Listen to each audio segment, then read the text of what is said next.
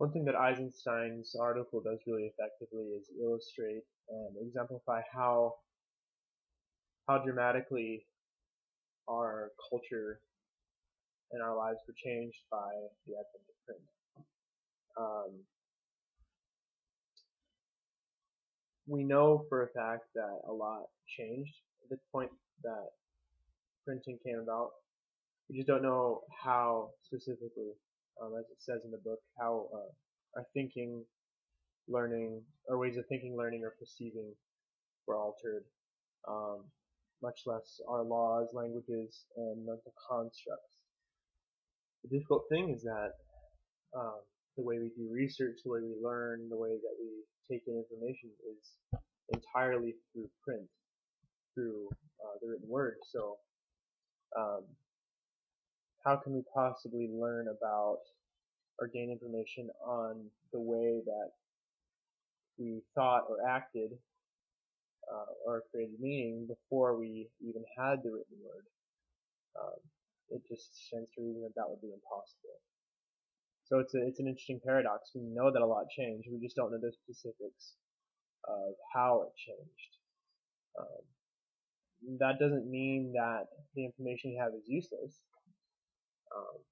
What it does do is it just shows how much our thought patterns and how much everything that we've created in the world, everything from technology, research, everything that humanity has accomplished, it shows how much we depend not only on the written word and on language, but on the printed word and on the easy dissemination of written information.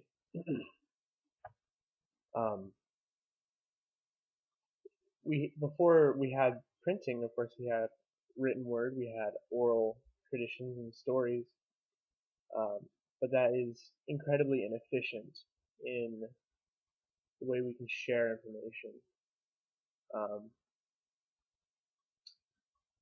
The article, pardon me, the article about print, I can't remember the title, the one that's not by Eisenstein,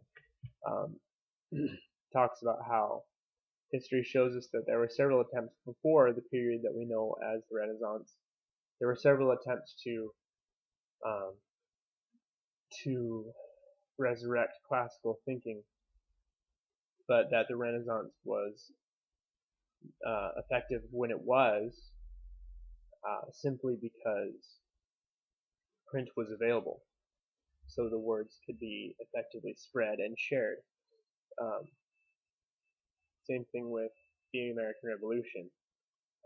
Likely wouldn't have been nearly as effective if it weren't for the printed word.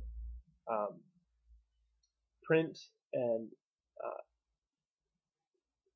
in the way that it causes our language to be more efficiently shared allows humanity as groups to act in unified ways as organisms to share, I suppose, coordinate ideas, coordinate plans, thoughts, assumptions of the world, mythologies, what is true, what isn't true,